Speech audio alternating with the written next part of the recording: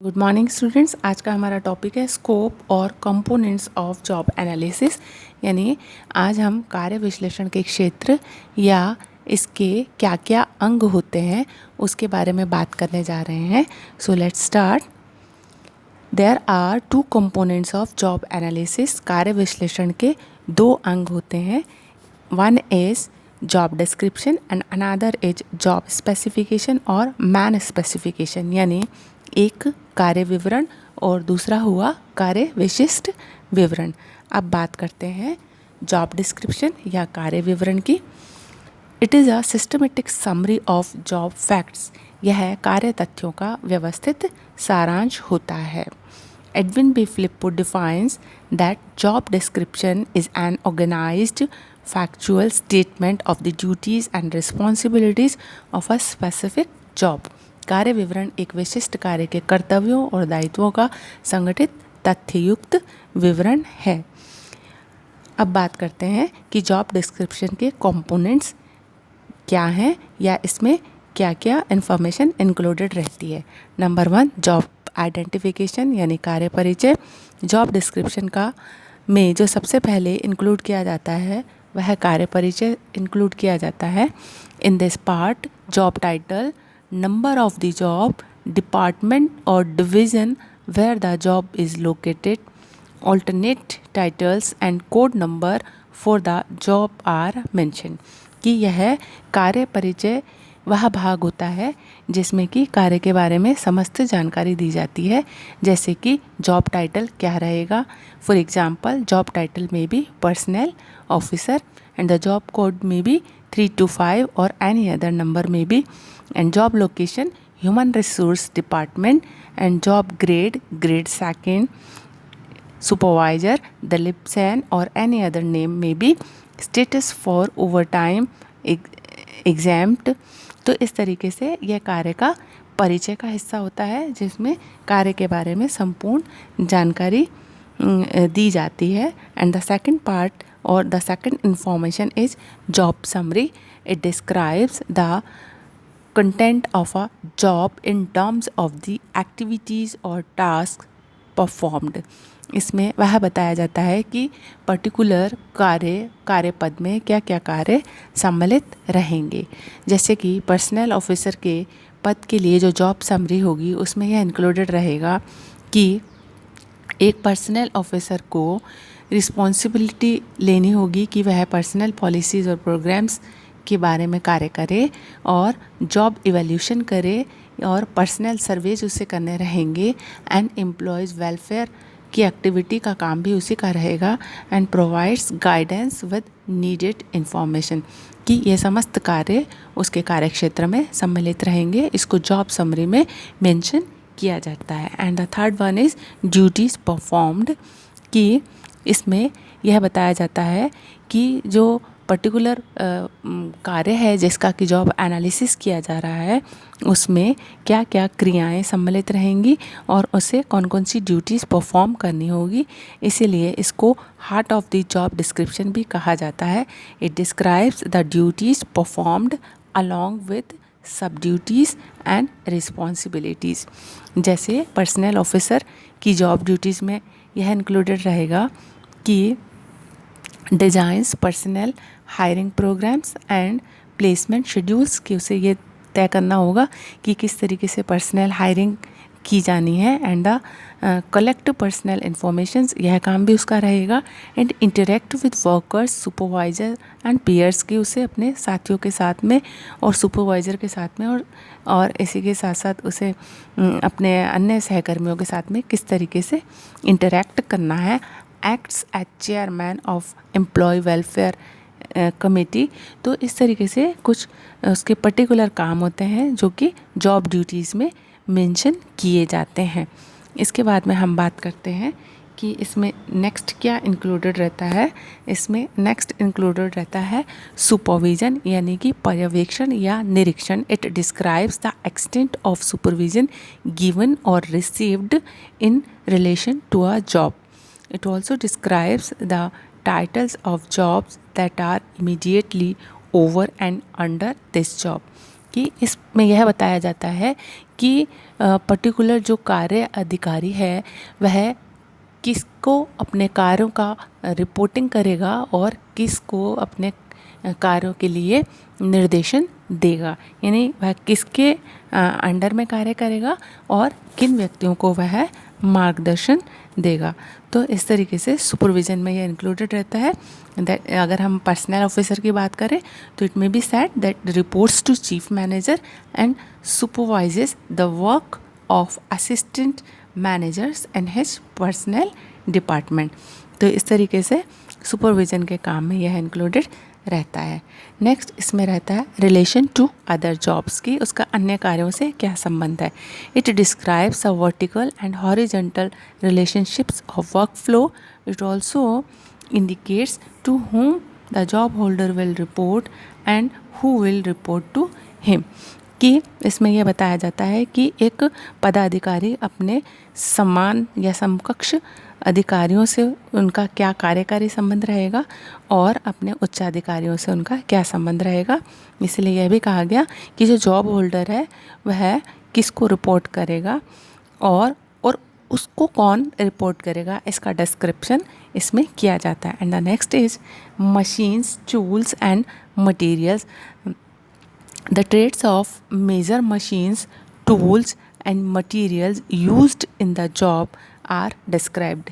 इसमें यह बताया जाता है कि कौन कौन सी मशीन, यंत्रों और उपकरणों का प्रयोग किया जाएगा। And the next is working conditions. Working condition में यह बताया जाता है कि कार्य की दशाएं क्या रहेंगी। It indicates the physical environment of the job in terms of heat, light, dust, fumes, humidity, noise level, etc. Work hazards, possibilities of accidents are also described. तो इसमें यह बताया जाता है कि कार्य का वातावरण कैसा रहेगा, तापमान कैसा रहेगा, वहाँ पे प्रकाश कैसा रहेगा, धूल मिट्टी या धुएं की क्या स्थिति हो सकती है। अगर पर्सनल ऑफिसर का एग्जाम्पल लें तो वर्किंग कंडीशंस में यह लिखा जा सकता है normal working condition but visits sites on average twice a week 8 hours per day. तो इस तरीके से ऐसे वर्किंग कंडीशंस को डिफाइन किया जाता है और एक्सप्रेस किया जाता है। And the next is social environment. It specifies the social conditions under which the work will be performed. In this part the size of work groups, interpersonal interactions required to perform the job and development facilities are mentioned. तो इसमें यह बताया जाता है कि किस तरीके से कार्य का सामाजिक वातावरण रहेगा।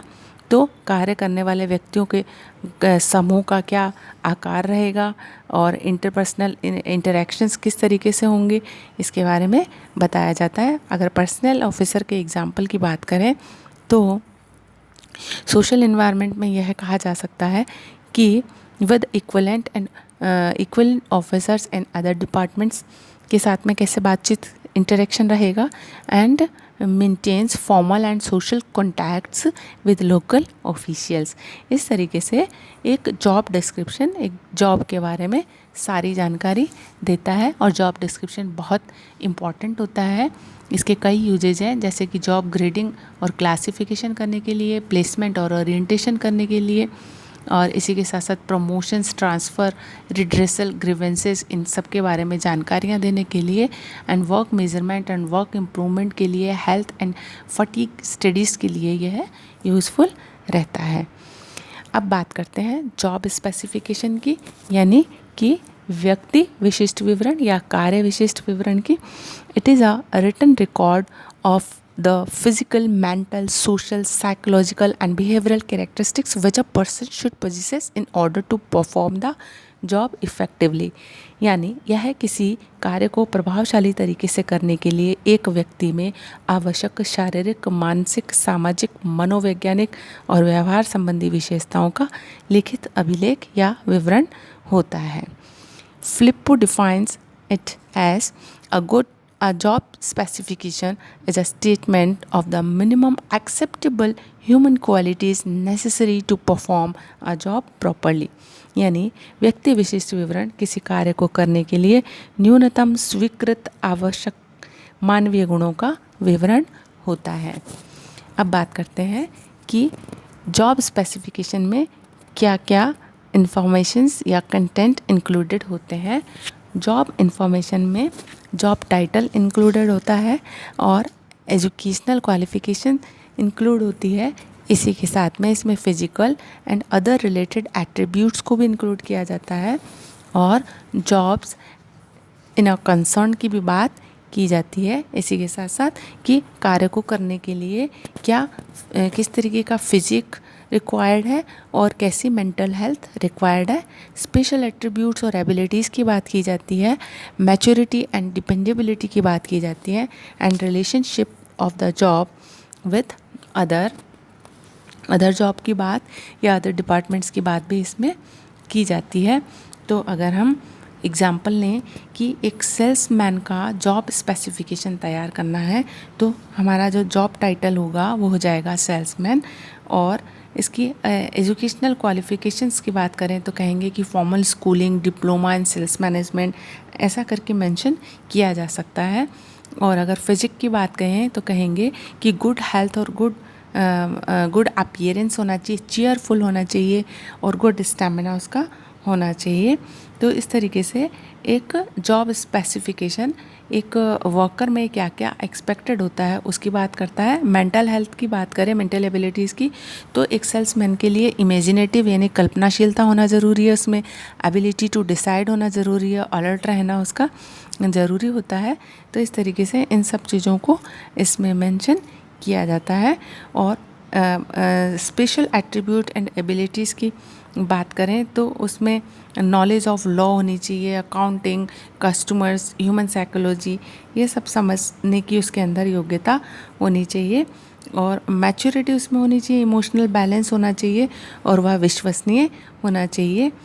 और इसी तरीके से अगर हम अदर एट्रीब्यूट्स की बात करें तो प्लीजिंग मैनर होना चाहिए, फ्लुएंसी इन स्पीकिंग होनी चाहिए, एनालिटिकल एंड लॉजिकल थिंकिंग होनी चाहिए, ability to work long hours होना चाहिए एंड इनोवेटिव अप्रोच उसकी होनी चाहिए।